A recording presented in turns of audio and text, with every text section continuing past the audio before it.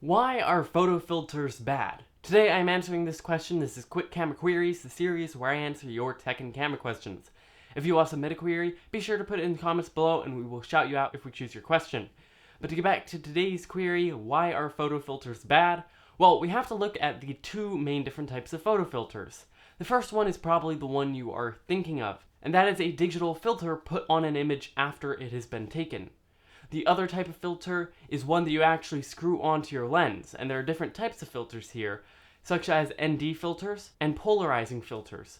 ND filters will actually block light, making the image darker, and polarizing filters will only block light from a certain angle. Now, these filters aren't necessarily bad. Well, neither of them are, but we're going to stick with the lens filters for now.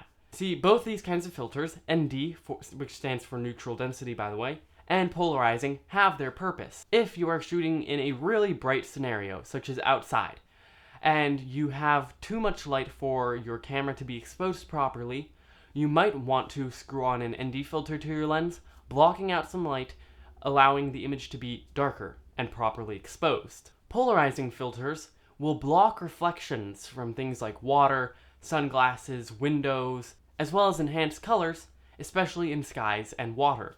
Now, these filters, as I said, aren't necessarily bad. They are only bad when they are really poor quality and they degrade the quality of your image, therefore.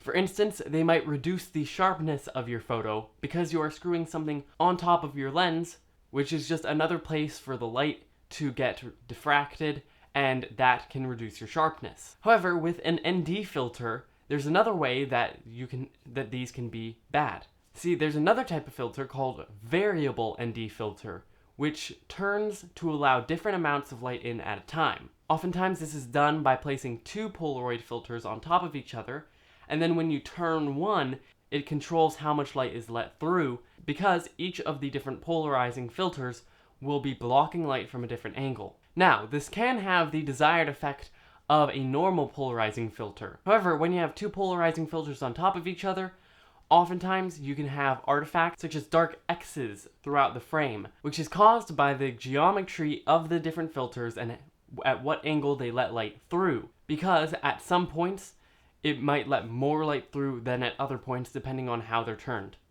There's one more way in which these filters can degrade the quality of your image, and that is color shifting. The filter might have a slight color shift, making the image slightly blue or yellow or green or magenta shifted. However, if you're shooting in RAW, this generally isn't too bad of an issue. Then there are the classic digital filters that you might be thinking of when you ask why are these bad. And again, they aren't necessarily bad. See, what digital filters do is they apply different settings to your image after it has been taken to enhance the look of it. This could be smoothing out the skin, brightening up the image, adding sharpness, saturation, or contrast, but oftentimes these aren't used in an ideal way. This is hardly any different than a preset for an image that you might edit in an editor. However, generally when you import the photo into a specific photo editor, such as Adobe Lightroom or Photoshop, these presets are being applied to images that are higher quality and often a RAW format, which allows them to have more detail in the image when altered. When you don't have a high quality image and it has been compressed more, as you try to alter the information in the image, oftentimes there will be a lack of information to alter, meaning the computer has to guess, and it ends up degrading the quality of the image and will also introduce artifacts into the image. The other reason why you might not want to use a digital filter like this is that you don't have very much control